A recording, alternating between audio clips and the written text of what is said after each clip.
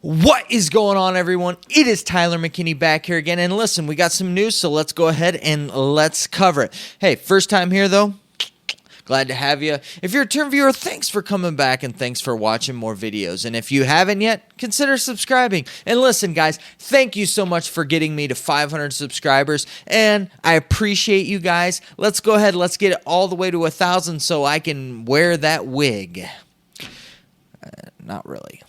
Anyways, though, you know it. You know I love talking with you guys, interacting down in the comment section. So please leave me those comments because I love to feature them and I love to go over them. And today we're going to do just that. That's right. Jorge Miguel, hey, glad to have you. And I'm glad you're learning American football, and I'm glad that you're here. You know, you've told me that you've been kind of getting into the NFL, and now you're ready for the XFL, and I think that this is perfect time for you, especially to pick up the XFL game. I think it's going to be exciting. It's going to be fun. It's brand new, and there's no better time to pick it up because you'll be picking it up just like everyone else here. So I think that that's a pretty cool thing. But you ask me, what are my rank my favorite professional sports? Well, I'm just going to stick with professional sports. So here we go. First and foremost, it's got to be football. I love football, and that's kind of where it's at for me. Probably second would be basketball. Probably more playoffs than kind of regular season, but basketball. And a close second would be baseball, though I do pay more attention to probably the baseball regular season than I do maybe the NBA. And then after that, probably probably NASCAR, then hockey, then soccer. Soccer's kind of a weird one for me. I've kind of learned soccer as it's gone, so it's been kind of this obscure kind of neat thing for me. So every now and again I'll catch a soccer game and watch it. But soccer would probably fall the last. Now, you mentioned wrestling. If it is professional wrestling, I'll admit it. I watch professional wrestling, and I would say that it probably falls, depending upon, my interest at that time, anywhere between second to probably fourth. And so, yeah, that's kind of, my order and how I rank, how I like different professional sports. Let me know, guys, what your thoughts are. What are your rankings? Let me know down in the comments section. All right, so let's go ahead and let's get into the content for today. So we've already known, and they've already kind of said something about this, and I did a video back a little while ago, but we kind of thought, it kind of came out that Greg Olsen was going to be a broadcasting for the XFL for Fox, and it's kind of definitely been officially confirmed. So him and Kevin Birkhardt are going to be the team, and it looks like they're going to be doing the Sunday games. And that's kind of a cool thing. I think that it's definitely a neat thing. They're going to be doing 5 games. It's going to be a strong team. Birkhardt is a very good play-by-play guy, and Greg Olsen, hey, he did a very good job this past season. And if you remember, he pulled double duty. Not only did he play football this season, but he also on his off week went and did some color for Fox and did a really good job. And actually, he's going to be doing that again. He'll be doing something for Fox during the Super Bowl week. So I think that's going to be fun. I think it'll be neat to see him out there and see what he does with it. So it's pretty cool. I think that's a good thing for Fox, and it's showing that both Fox and ESPN again are putting talent in for the XFL. They're not just giving XFL leftovers. They're putting talent there for the XFL, and that's pretty cool, and I really like it. Now our next story, which is another one that's kind of one of those that maybe some of you might not like, might not get, but it makes total sense to me. So it came out that the XFL is going to end the training camp with some preseason games. How much of a game they are, I really don't know. Now, if you're watching this video,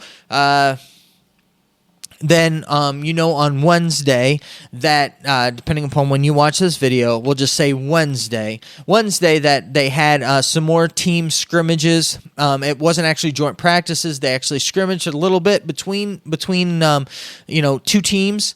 And so those we'll cover those when we recap the week of training camp. But they're going to, at the end of training camp, they're going to have some games, as preseason games or whatever, or more scrimmages. And they're not going to televise those, or, they're not going to broadcast them. They're not going to videotape them. You're not going to be able to see them. This is a good thing for the XFL. Why do I say that?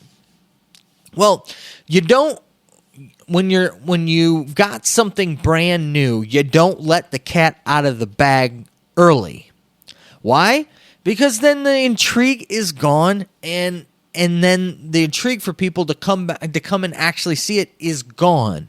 So with the XFL has done enough things to just intrigue people about how they're going to be doing football differently, that there will actually be people tuning into it to see how it's different. So if they were to go ahead and put the information out about the preseason games and put the footage out and how everything's going to be run and how they're going to do everything and how it all looks and all that, then those people that were going to tune in on that first week might not tune in. And the other thing too, I mean, you throw in the ideas of, well, they're not really ready. It's the end of training camp. They still have a couple weeks left before the actual season really starts. So, teams aren't at their, full potential. So you really don't want to put that out on the field. Like, there is all that. And those are all valid things. But the main point is you don't want to let the cat out of the bag. You want to keep your ace in the hole. You don't want to lay it out there.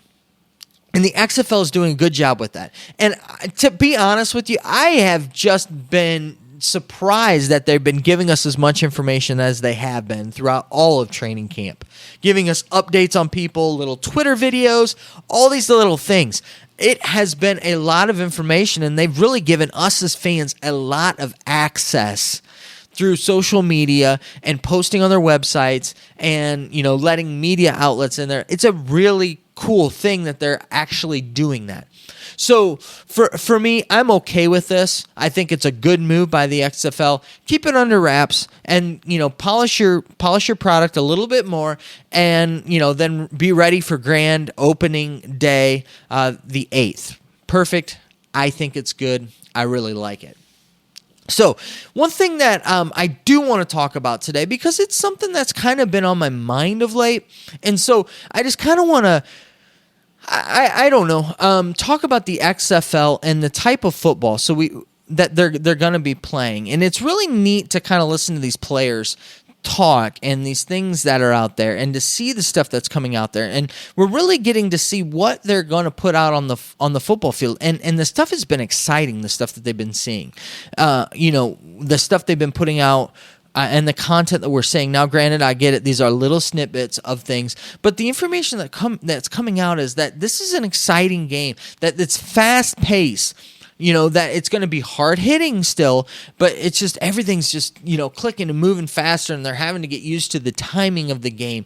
And the quarterbacks are loving it because of the options that they have. And, these wide-open offenses and these options that they have and the speed that they have. And, I mean, it's just exciting, everything that they're talking about, which is a lot of, if you notice, they've been putting an emphasis on this, which is a lot of the digs that people give the NFL.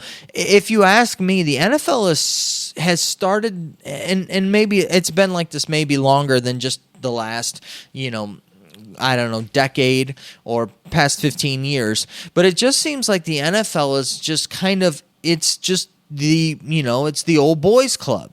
And if you fit in the old boys club mood, their mold, then you can come and play in the old boys club. If not, well, then you're not allowed in. So, and it just makes me think of just all of these players who were really, really good in college. Now, granted, I know I know down in the comment section, you're going to be that guy. You're looking at the screen right now.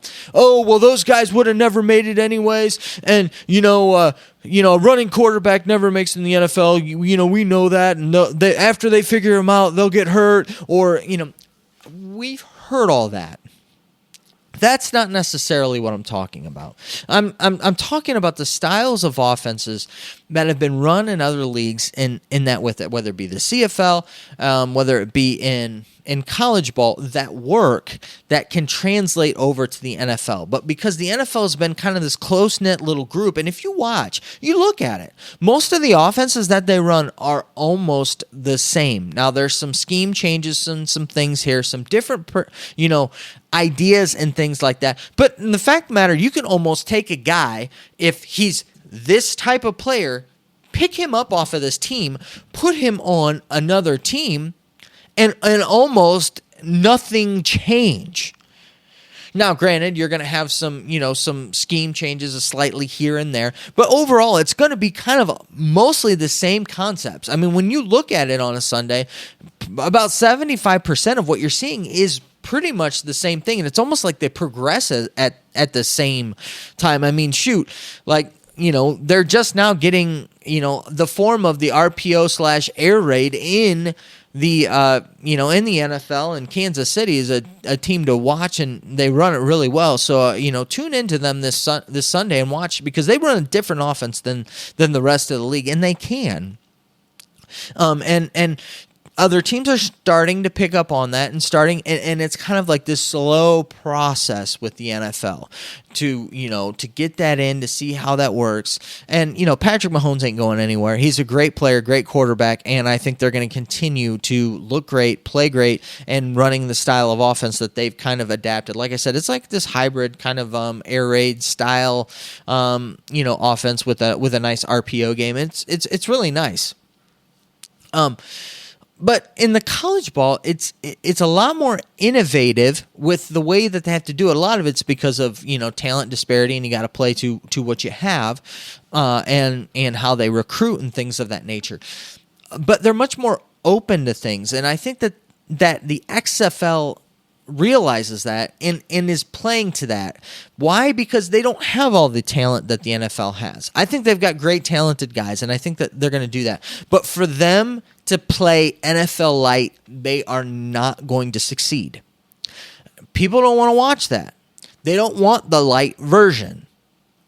They want the real deal. And to give them the real deal football here, they've got to get them lightning fast-paced offense, scoring, big, just the whole thing fast, It's got to be that way. It's got to be exciting. It's got to be moving.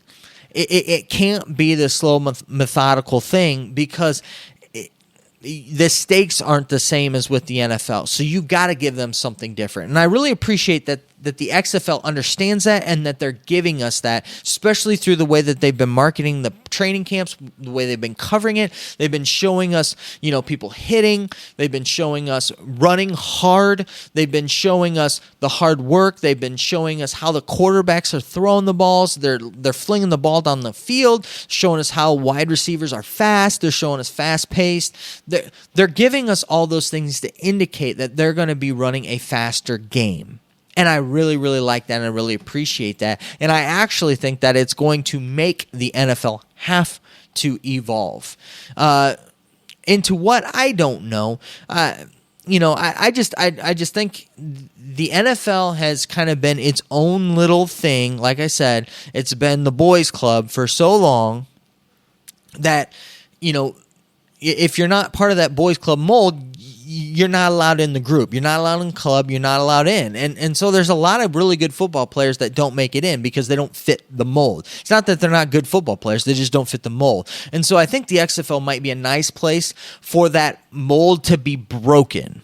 Now, how it will, or if it will, is another story. But I think here in a year or two, I think you might watch that the NFL might start changing some things based upon the success that the XFL has with the different rules that they've implemented. And I think that it'll be really neat to see that with it. It's already happening with, like I said, with Patrick Mahomes and them. They've for a couple years now, and you're starting to see some other teams bring in some of that stuff and that. And don't get me wrong, I'm just like the next guy. I love a good hard running back. I think that's going to be a really good matchup to watch. Derrick Henry against Patrick Mahomes. And two, listen, down in the comment section, if you want me to go ahead and preview that game, go ahead and let me know. Or if you want me to preview any of the conference championship games, let me know, and maybe I'll try to do a quick video, give you my thoughts and that about it. So yeah, definitely let me know down in the comment section. But I just kind of wanted to go over that a little bit because it just was it's been something that's been kind of eating at me a little bit that I want to talk about, that I just feel like the NFL has really just kind of gotten a little sterile, and it just kind of regurgitates itself. The guys just kind of go around the circle, the coaching circle. If you're doing good, you go up. If you don't, you kind of step down, and then you work your way back up, and you just kind of go through. And it just kind of is starting to become kind of the same kind of thing, just a different color uniform. Now, you're talking to a guy who watches a lot of college football, so, I mean, I do like the variety there, and I do like the variety that I see, but I just would like to see a little bit more variety in the NFL, because I do think it would work if some teams would give, some more tries to some stuff and try some other things out. Now, you guys might disagree with me totally with that, and that's fine. And that's what the comment section is there for, because I love having those conversations and those interactions with you guys. All right, well, I know that you're busy, and I know that I'm busy, so let's go on out of here. You have a good night. Bye.